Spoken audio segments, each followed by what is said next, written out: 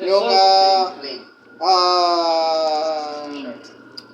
dinner or lunch fork. Ano tawag dito?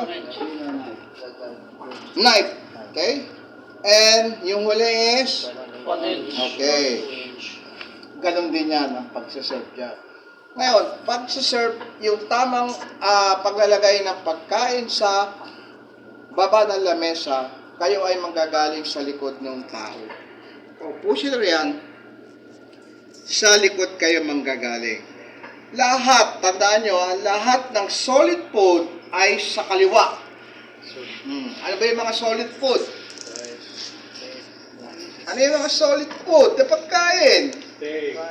Kagaya ng meat, beef, di ba? Mga solid yan. Chicken, solid yan. Turkey, lamb, solid yan. Bread, solid. Lahat ng solid ay sa kaliwa. Okay? Lahat naman ng liquid ay sa kanan. Sample ng mga liquid, gaya ng wine, ng water, ng coffee, juice, drink, tea, or soft drinks. Lahat yan ay sa kanan. Huwag kayong maglalagay ng coffee cup sa kaliwa. Hindi lahat na kumakain kasi ay kaliwete. At international standard, kanan lagi ang mga solid, liquid food. Ang solid ay sa kaliwa. Tignan nyo ang setup natin. Okay? So, lahat ng solid, saan? Kaliwa. Lahat ng liquid, sa kanan. Okay. Ayan ang pagsaset up ha. Okay. And always remember, pagka kayo magsaserve, lalo merong mainit soup, don't forget to say, excuse me. Sabihin nyo, sir, excuse me, this is hot. Okay, baka mamaya ay matapunan si kapitan, ha? Si chief engineer.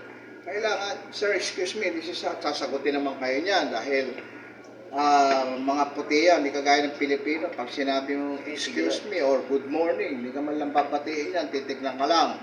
Pero yan, mga puti na yan. And also, remember, sila ang ating mga officer. Every time you meet them on the corridor, on the gangway, sa bridge, kung saan nyo ma-meet, you should greet them. Kung morning, kung evening, kung basta, babatiin nyo sila. Because sila yung mga officer natin, and also, syempre, paggalang na rin sa kanila. Diba?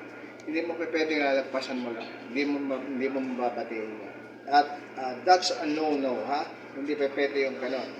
Every time you meet them, saan nyo nasa lubog, kung saan nyo nakita, you must greet them. Okay? At yan ay nasa, tawag dito, nasa ating ugali yan, ha? Unang-una, Pilipino magagalang, ha? At yan talaga ay kailangan nating gawin dahil sila ay ating mga officer. Okay?